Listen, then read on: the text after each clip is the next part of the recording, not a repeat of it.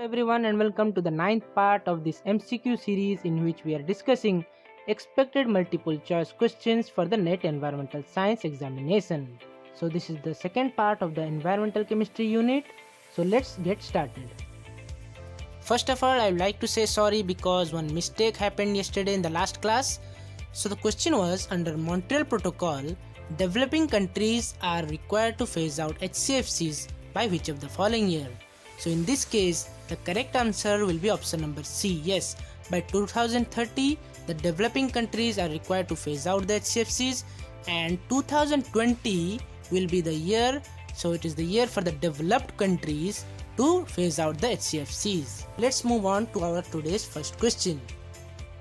So the first question is, a highly vesicular material derived from acidic lavas and are produced in large quantity is called as what? So the options are on your screen. The correct answer will be option number D. Yes, pumice are the vesicular material which are derived from the acidic lavas and they are produced in large quantities as they are used in several purposes. Let's move to the next question. Plants which are suitable for biomonitoring of sulfur dioxide pollution are which of the following? So you've seen in the quiz contest also several times this question has come. So the correct option will be option number C.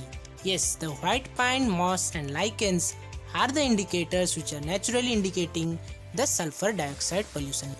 The next question is, the main purpose for the secondary treatment of the wastewater and sewage water is to what?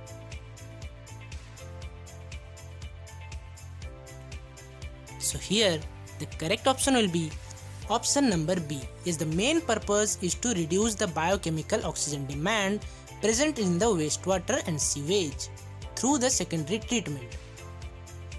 Let's move to our next question.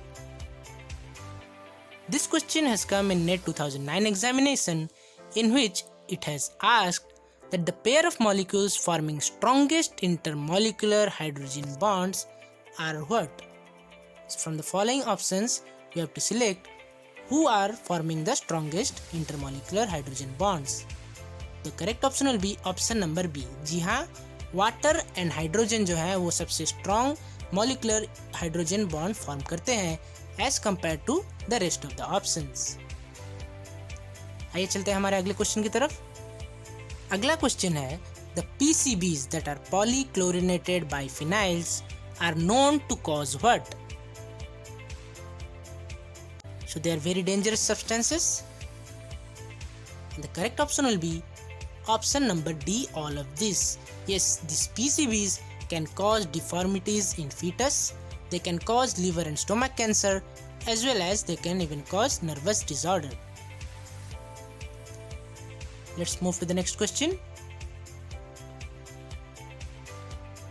So this question says, the constituents contributing towards the stratospheric ozone depletion are what?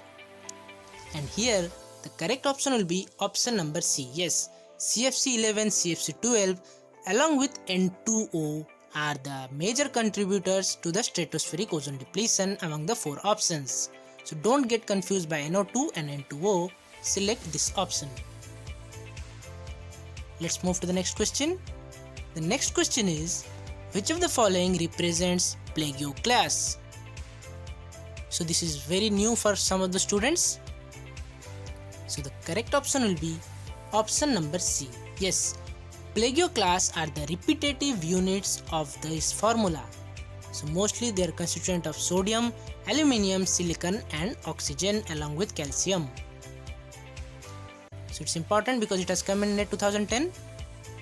The next question is, the standard hydrogen electrode, the pressure of hydrogen and hydrogen ion concentration are what? So here you should know what is a standard hydrogen electrode. So it is a standard through which we can know the electrode potential of other elements. So the correct option will be option number B. Yes, the standard hydrogen electrode has the pressure of 1 bar for its hydrogen ion and the concentration is 1 molar. The next question is, what changes are seen in the dissolved oxygen when the biochemical oxygen demand increases in water?